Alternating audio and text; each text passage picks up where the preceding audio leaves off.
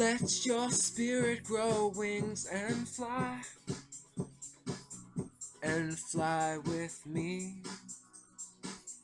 and fly with me.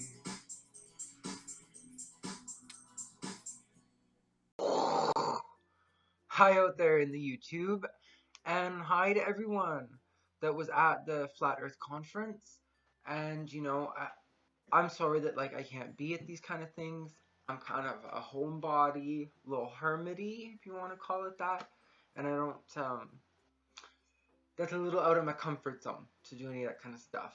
But thank you so much for all doing that, for coming together like that and sharing your views and your opinions and your beliefs, and like ultimately how they all interconnected. I thought was really, really well done at the 2017 meetup, and it was awesome. And I haven't actually seen all of the like published footage of the speakers, but I have watched probably about over half of it, a couple hours of material, and so I kind of got the vibe of what it was like to be there, and apparently it was quite a good turnout, but it did seem like there was a lot of people there. There was a lot of questions being asked, and media coverage, because there's even been news material that has published that to the public via like the TV screen, not just on YouTube. So it was real. Despite overwhelming evidence, some refuse to believe the Earth isn't flat. Tonight, those people are in Cary for a sold-out conference. CBS North Carolina's David Hurst spent the day getting to know them. For those who call themselves flat earthers, the Flat Earth International Conference is the ultimate meetup. As soon as it got announced, I basically booked the hotel and I booked the ticket straight away. For those attending, getting together with those who share their beliefs is a nice change of pace to the ridicule they normally face. It actually happened. And I wanted to kind of address some things in this video from watching that and give kind of my 2 cents, because I know I couldn't have been there. So maybe in the future I'll try like to step outside of my comfort zone, a little box I'm in. But the fact that this stuff was shared on YouTube, I'm very grateful for, and thankful to all the speakers. You know, like D. Marble, Daryl, Patricia Steer, Mark Sargent, Dearth, like Down the Rabbit Hole, a plethora, Rob Skiba, all of them. Like, there's so many that it's hard for me to put names to everybody, because it was a very, you know, I liked seeing all those people, all those channels, that like those content providers, you know, much like myself, but I feel that they've really taken it to the next level. They're much more engaging, not so hermity as myself, and you know, I want to do my part in like to contribute to this. So I felt Mark was asked a question where he was kind of ambushed a little bit, but I mean, all for free speech, so if they were just wanting to ask a question, that's fine. But let's hear this one little clip, if that's alright, because I just wanted to respond. Like, Mark responded as well, and you can go and watch it. It's in part 4, around 24, it's at 24:08, 24 minutes, 8 seconds in part 4 of the 2017 conference. I'll leave a link. I feel like he was ambushed, and like this question was kind of negative and pessimistic, but he handled it well, and I wanted to address it as well. I'm Adam, I'm from Kansas City. Hey, Kansas City. Got a question for you with all the hubbub kind of regarding the A model versus the other models currently. Isn't it foolhardy on our behalf to come to a collective, you know, consensus regarding this stuff, when if we are criticizing the fact that the space programs are showing us, you know, non-legitimate photos from space, Right. and we can't show them a legitimate photo, you know, of our model? No, we can't. That just seems a little bit dangerous. That's I guess I would say, and maybe a turnoff to people that are not really trying to necessarily. apply the scientific method. I know where you address this. He said that. I'm sorry to cut you off there, Mark, on your clip, but he said that isn't it kind of like dumb, stupid of people to disregard the scientific method or the mainstream consensus? And that's basically my point of this video. Geez, I'm 5 minutes in and now's my point. But governments have done horrible things. Like, horrible atrocities, like sarin gas on native people to wipe out native populations, flooding of areas to create dams for hydroelectric, flooding native territories, sacred grounds, totally disregarding their life, their existence, their consciousness, the fact that they even exist. Just basically, paving paradise and putting up a parking lot and, putting up a Walmart when, like, that used to be someone's home. And it goes so much deeper than that because with MK Ultra, they've done, like, really bad things. Like electroshock, which is like, using electrocution on someone's like head and body and like shocking them and torturing them, as well as like sexual abuse, like rape and torture, molestation, and using LSD, drugs. That sounds really dark, right? Like that would remind me of like Hannibal Lecter, right? Kind of creepy, right? Hello. Hello, Clarice. Hello.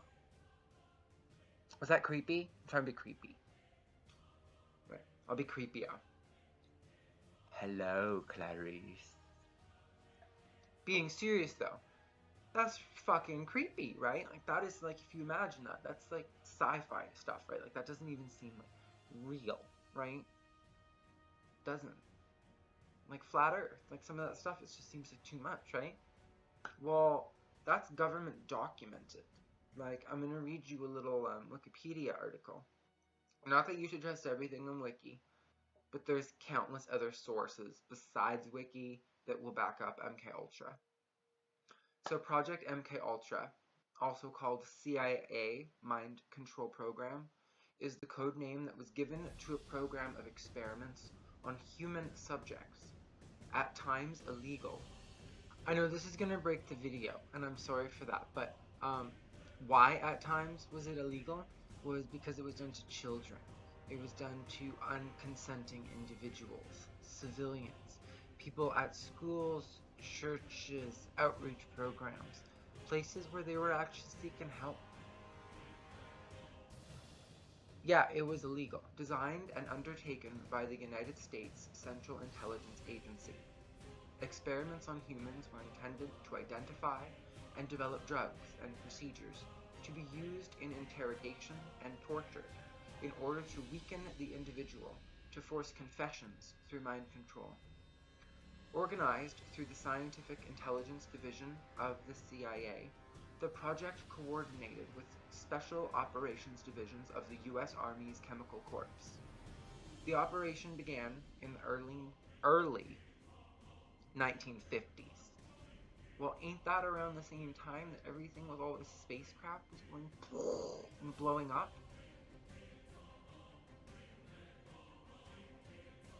Right? Wasn't that the same time? About the same time as all the moon stuff and all, and the television?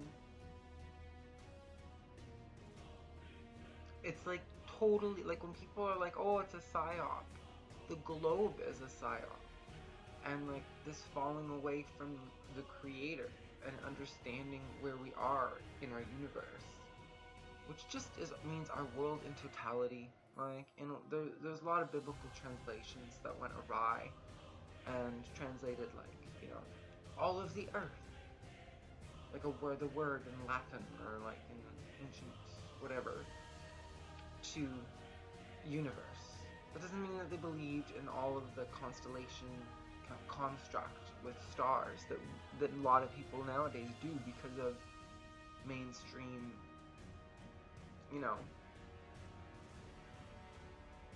Why wouldn't you trust him? Why wouldn't you trust someone that did all that stuff, huh?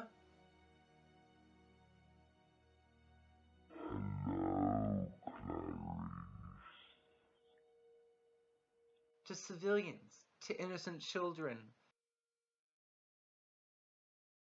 to people in schools,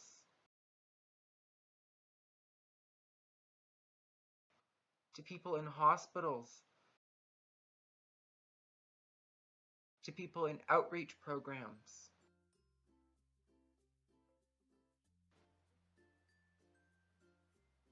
That we're supposed to be there to help.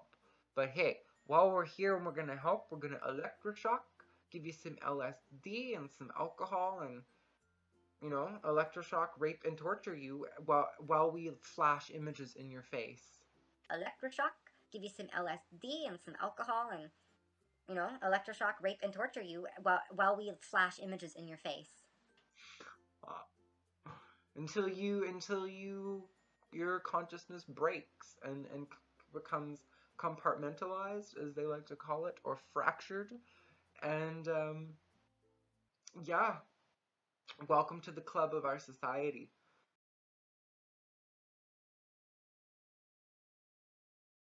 That's like their government.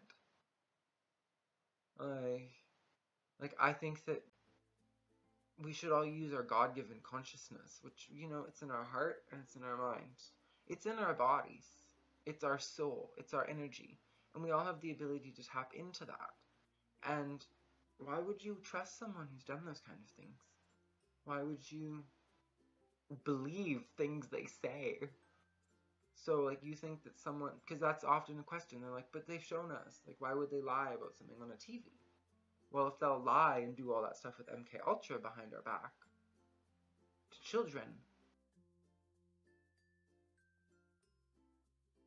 to the future, they're literally willing to fuck over our future.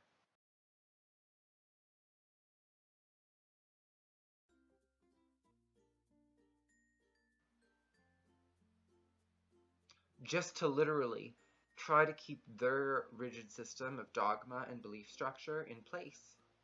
And they do that through all these implementations of very negative means of mind control, like magic and, you know, Bohemian Grove and spells, etc. It's very dark. A 10-hour tale. Gather ye forest folk, and cast your spell over these mortals. Touch their world-blind eyes with fairy unknown. Open their eyes and follow the memories of yesterday and seal the gates of sorrow. Use astrology and the wisdom and the magic of the stars, and they use that against you. And that's why I love astrology so much, and that's why I think, to me, it shows the flat earth, because I don't think flying chunks of rock just flying around, just that was Mars flying, you know. A chunk of rock, how is that gonna affect your personality? But it does, because it's not a flying chunk of rock, it's special. And I'm not entirely sure exactly what it is. It's an energy. And I know that from studying birth charts and stuff that it really is a reflection, as above so below, at that sacred moment of your birth when you came into this world. It molded who you were, like a crystal. And you can look into that, and it really helps you to know your understanding of who you are in the cosmos, in the all, in the world. And it'll help to give you some understanding of peace of mind, of at least what you are. When, yeah, it's a bit of a mystery with the whole grand totality of our world, but I think it's great that there are people out there, like at the Flat Earth Conference, who at least try to understand it, you know, and they're not there with CGI photos and liars and MK Ultra. They are there with God in their heart, with love, kindness, compassion, understanding. And even when there are topics that are brought up that are outside of their construct, you can tell that they try with an open heart to actually hear people out, to try to understand where people are coming from. And I think that that's a key, fundamental, important part about not only just, you know, flat earth, but being a good human being, you know, hear me out. So, yeah, I don't want to trust what's his name there.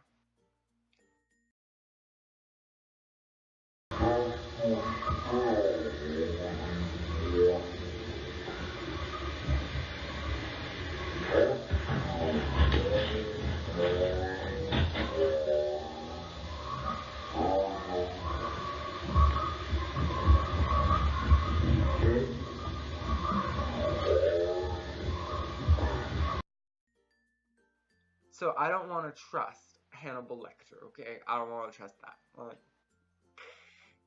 that's too much. Like, I know a lot of people trust that, but don't expect me to, okay? I'm sorry. Like, yeah. So basic point of this video is that yay for the Flat Earth Conference, and thank you to all the people that were there. And why trust Hannibal Lecter? Why trust this government system? When you know, I think Rob Skiba mentioned this, how with the story, the telephone game, going down the telephone. Well, obviously people who are really far away from God, really far away from the creation, really disconnected, are gonna fall prey to dogma and authority and bowing to like a psychological warfare game of like, you know, like Scout's Honor, like where they're just, it's all basically based on trust when they're trusting liars. So, and at least some of us out there are smart enough to see that. And I think that that's great. And, you know, the world is changing every day. We're all connected.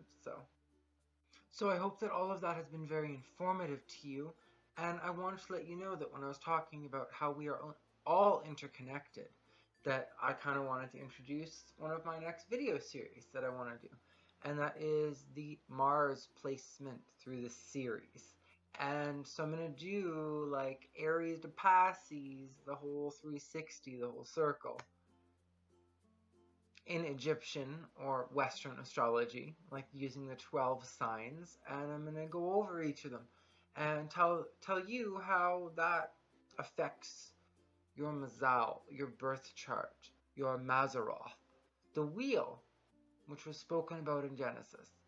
Like, you know, the four-headed creature and the wheel with all the eyes round about. That was talking about your birth chart. That's why it goes with you wherever you are. And so, yeah, I'm introducing that. And that's going to be my next video series. And hopefully I can get Tristan to help me with that. Fingers crossed. And, you know, give me some love. Give me some light. And I will always reciprocate. And I'm really sorry that I couldn't have been there for the Flat Earth Conference. I really am. Like, if you can feel that from me. Like, it would have been really nice to connect with some of you people and actually see you in person. But it made a world of a difference to be able to kind of participate. Like, from, like, you know, the lens. So, like, because you had it, you know, such good media attention. And it was published in parts on YouTube. And I watched most of them. So I was pretty much there for most of the conference. And you all did an amazing job. And yeah, look forward to my Mars placement series. And I'm going to tell you about your temper and like how you take charge in the world. Which I think is important in the Flat Earth movement because, or in any movement, wouldn't that help people to know how they most personally, within their own depths of their own soul, their chart, their birth chart, how they really are? How do you take initiation? How do you act? How do you charge forth?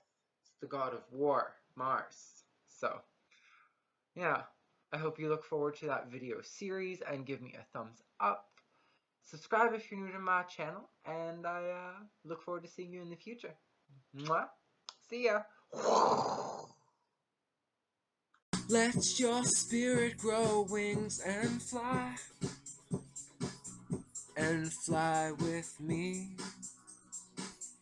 and fly with me.